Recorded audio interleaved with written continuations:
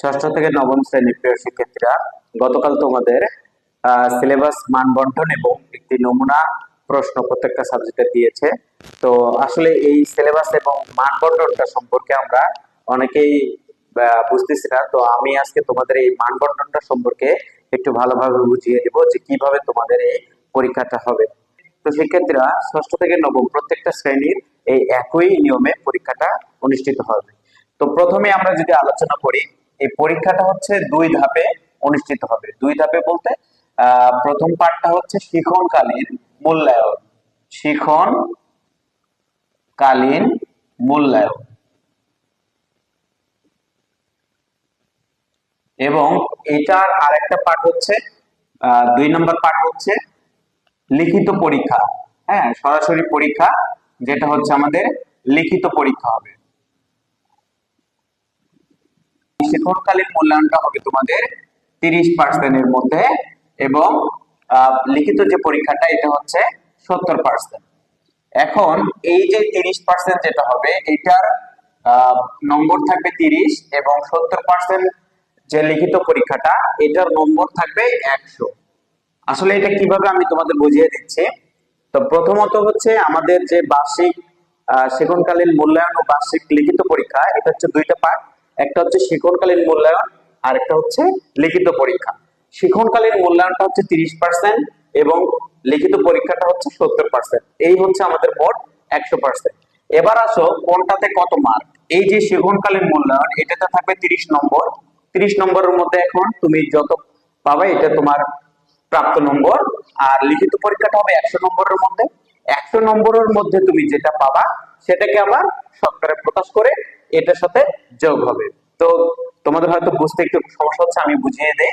ধরো কোন একজন স্টুডেন্ট, ধরো তুমি শিক্ষণকালীন মূল্যায়ন পরীক্ষাটা 30 নম্বর, 30 নম্বরের মধ্যে তুমি পেয়েছ 25 নম্বর এবং লিখিত পরীক্ষা যেটা 100, 100-র মধ্যে ধরো তুমি পেয়েছ কত, ধরলাম 80। তাহলে তোমার এখানে কি মোট নম্বর কি 130 এবং এখানে কি প্রাপ্ত নম্বর কি 105? না, সেক্ষেত্রে এরকম না। এখানে আমরা হিসাবটা কিরকম হবে আমি একটু বুঝিয়ে বলি। 30-এর মধ্যে সে 25 পাইলো, তার মানে এখানে 25ই থাকবে এবং এই যে 100-র মধ্যে যে 80 পেয়েছো তুমি, এই 80টাকে শতকরায় প্রকাশ করবে কিভাবে। ধরো তুমি 100-তে পেয়েছো 80, তাহলে একে পেয়েছো কত 80, 100, অতএব 70-এ তুমি পেয়েছ 80, 70, 100, তাই না? তাহলে 8, 10, 7, তার মানে কত 56। অর্থাৎ তুমি যদি 100 নম্বরের লিখিত পরীক্ষায় 80 নম্বর পেয়ে থাকো তাহলে এটা তোমার 56% কাউন্ট হবে। ঠিক আছে? তাহলে তুমি যদি এখানে 56% মার্ক পাও, এই 80টা তোমার 100-র মধ্যে 80টা 56% হচ্ছে, আর এখানে পেয়েছো কত 25, তাহলে এইটা যোগ হবে।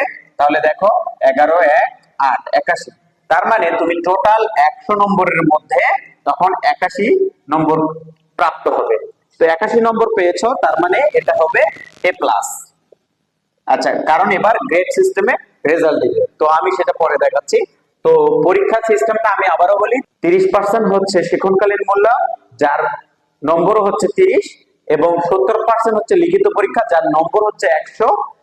100-র মধ্যে যত পাবা সেটাকে 70%-এ প্রকাশ করে ওই প্রাপ্ত নম্বর শিক্ষণকালীন মূল্যায়নের নম্বরের সঙ্গে যোগ করে 100-র মধ্যে তোমার প্রাপ্ত নম্বর দেওয়া হবে। আর এই যে লিখিত পরীক্ষা যেটার 100 নম্বর, এটার জন্য তোমাদের সময় থাকবে 3 ঘন্টা। 3 ঘন্টা সময়ের মধ্যে এটা পরীক্ষা দিতে হবে।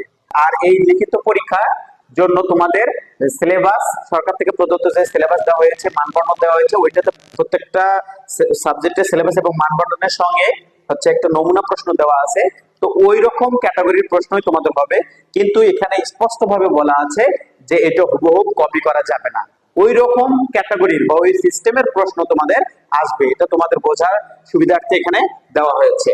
তবে কখনোই ওই নমুনা প্রশ্নটা কি করা যাবে না, একদম কপি করা যাবে না। এরপর এই শিক্ষণকালীন যে মূল্যায়নটা, এটা অবশ্যই তোমাদের বার্ষিক পরীক্ষার আগেই শেষ করতে হবে। এটা তোমাদের স্কুল থেকেই দিবে, সেটা অবশ্যই বার্ষিক পরীক্ষা শুরু হওয়ার, এই যে লিখিত পরীক্ষা যেটা, এটা শুরু হওয়ার আগেই শিক্ষণকালীন মূল্যায়নটা শেষ হয়ে যাবে। এরপরে আমরা যে বিষয়টা আলোচনা করবো এই শিক্ষককালীন মূল্যায়নের আমাদের টপিক গুলো কি। পাঠ্য বইয়ের ভিতরে যে তোমাদের হচ্ছে একক কাজ, এরপরে কি আছে জোড়ায় কাজ এবং পোস্টার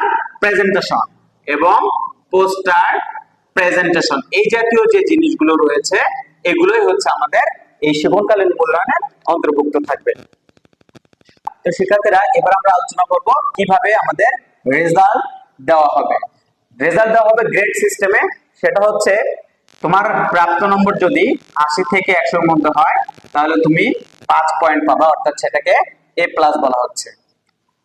এরপরে যদি তুমি 70 থেকে 79 নম্বর পাও তাহলে সেটাকে 4 পয়েন্ট বা এ ধরা হচ্ছে। আর 60 থেকে 69 যদি পেয়ে থাকো তাহলে সেটাকে 3.5 অর্থাৎ এ মাইনাস ধরা হচ্ছে। আর 50 থেকে যদি 59 পাও তাহলে সেটাকে 3 ধরা হচ্ছে অর্থাৎ বি। এরপরে 40 থেকে 49 যদি পাও তাহলে সেটাকে ধরা হচ্ছে 2 এবং সেটার মান হচ্ছে সি, সিগারেট।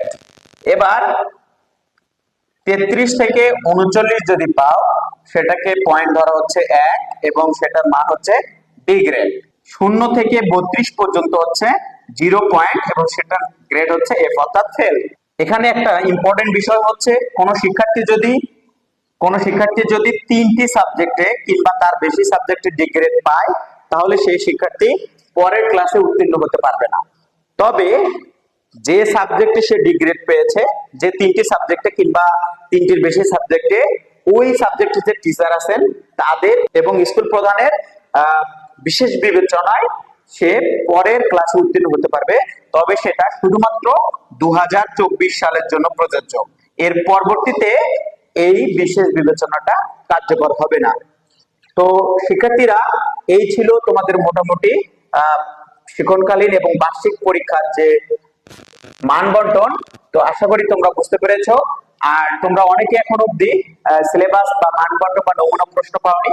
আমার যে হচ্ছে ফেসবুক আইডি, সেখানে আমি প্রত্যেকটা ষষ্ঠ থেকে নবম শ্রেণীর প্রত্যেকটা শ্রেণীর আলাদা আলাদা করে সিলেবাস মান বন্টন এবং প্রত্যেকটা সাবজেক্ট আলাদা আলাদা করে নমুনা প্রশ্নগুলো দিয়েছি। তোমরা এখনো যারা এটা পাওনি আমার আইডিতে দেখো, অবশ্যই পেয়ে যাবা। তো আজ এ পর্যন্তই। সবাই ভালো থাকবে, সুস্থ থাকবে।